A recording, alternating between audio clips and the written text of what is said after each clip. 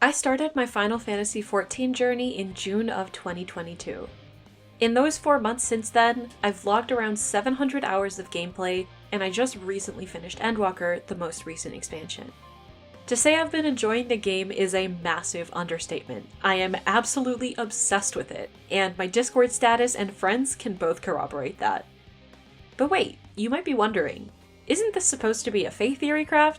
Why is she talking about a different game? Well, my friends, we're gathered here today to Theorycraft a Fae Ascended alt for myself. If you look closely at the tome I'm holding in this artwork, the artist has included an icon for all of the Final Fantasy XIV classes I play. This attention to detail inspired me to make a Final Fantasy themed Theorycraft, and all of the skill names in my base kit reflect that. Since she's an Ascended hero, Ascended Promise gets a Super Slay outfit redesign and a class change.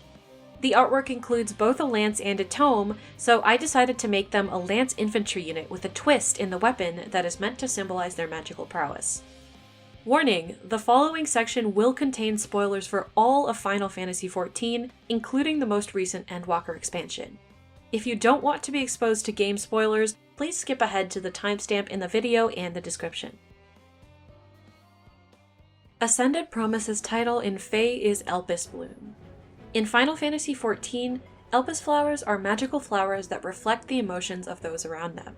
When people are happy, the flowers are brightly colored. When people are experiencing negative emotions, the flowers become darker colored like a storm cloud. Elpis flowers have a massive significance in the story of Endwalker because they symbolize hope, and they ultimately allow the Warrior of Light to gain the upper hand over the final boss and quite literally save the world from imminent destruction. Since Ascended Promise is meant to symbolize an endgame version of my Warrior of Light after traveling to the end of the universe and saving the world, I thought it would be fitting to name her after these flowers that helped her prevail.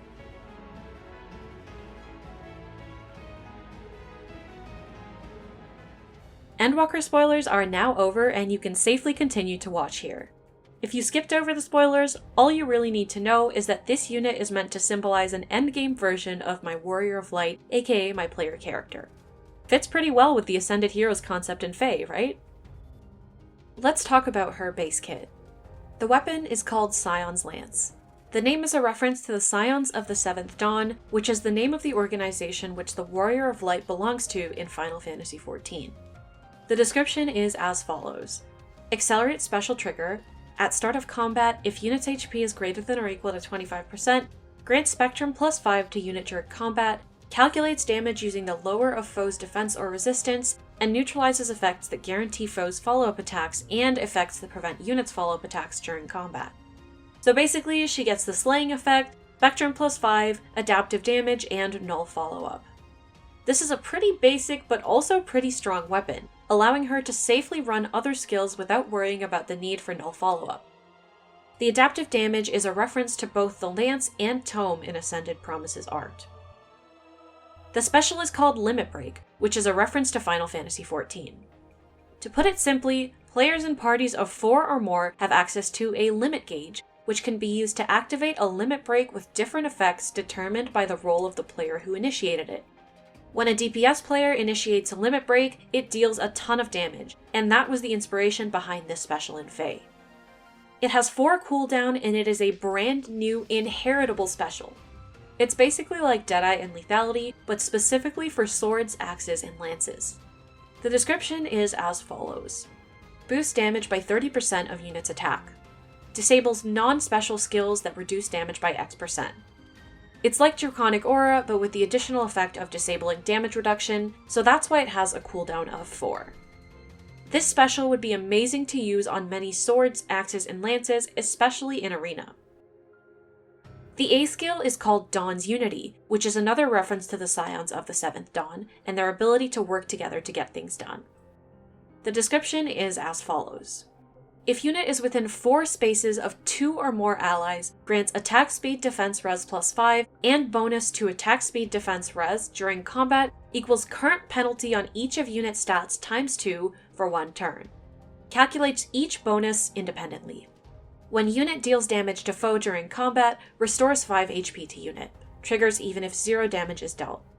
So basically, if she's near enough allies, she gets Spectrum plus 5 and Omni Unity, as well as an unconditional 5 HP healing per hit.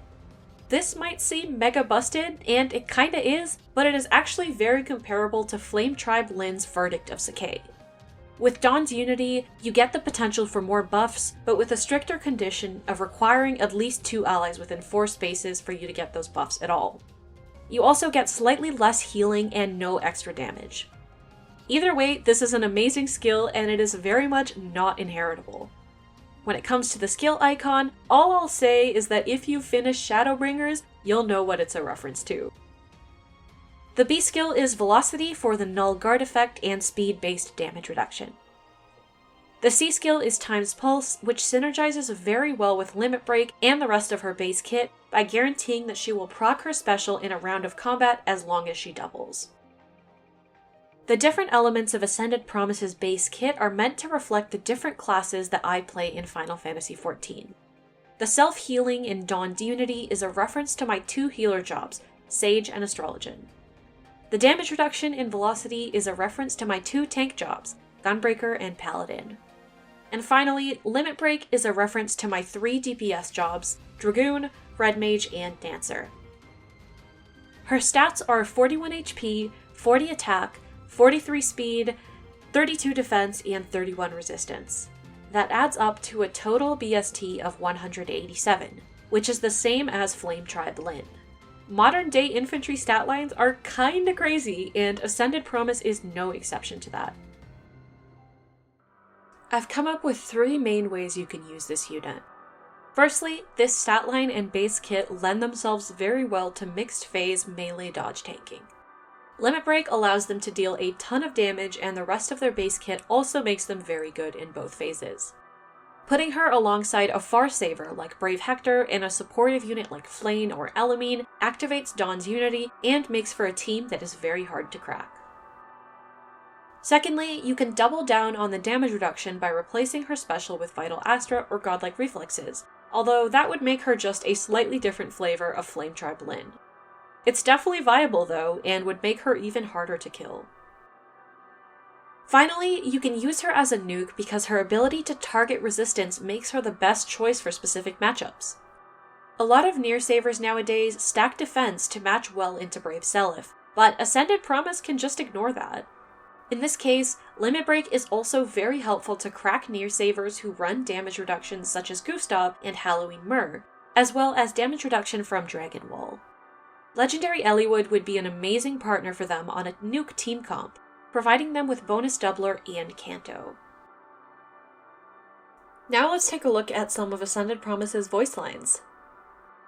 So what do you think of my new outfit? It's pretty neat, right? Please don't creep up on me like that. I get spooked easily. I've learned a thing or two about using a lance since the last time we met. Wanna spar? I'm not gonna go easy on you just because we're friends. If you ever need me to heal, I can do that too. I promise I'll give everything I've got to your cause. Try not to worry about me when I'm out there on the battlefield. If anything, you should be worried about our opponents. Ready to slay. Promise this'll work? You got it. I promise this won't hurt. Sorry about this. For a better future. This one's for you. I need to get stronger. So that's it for my Ascended Promise Theorycraft. I had so much fun pushing the boundaries of a Fae Theorycraft to include references to Final Fantasy XIV, and the concept of this unit also means a lot to me because I have so much love for both of these games. Please let me know in the comments if you'd like to see more Final Fantasy XIV content from me, because I've been wanting to bring it onto the channel for a while now, but I've kind of been reluctant to branch away from Fae. Special shoutouts to CVK, the artist who drew this wonderful art. I cannot thank them enough, it is stunning. I've included their link in the description, so please go check them out on Twitter if you like seeing super cool Fae art. Also, thank you so much to Hunley, who is the reason why this Theorycraft exists. He came up with all the skill names, gave me an amazing starting point for the skill effects, and helped me edit the script.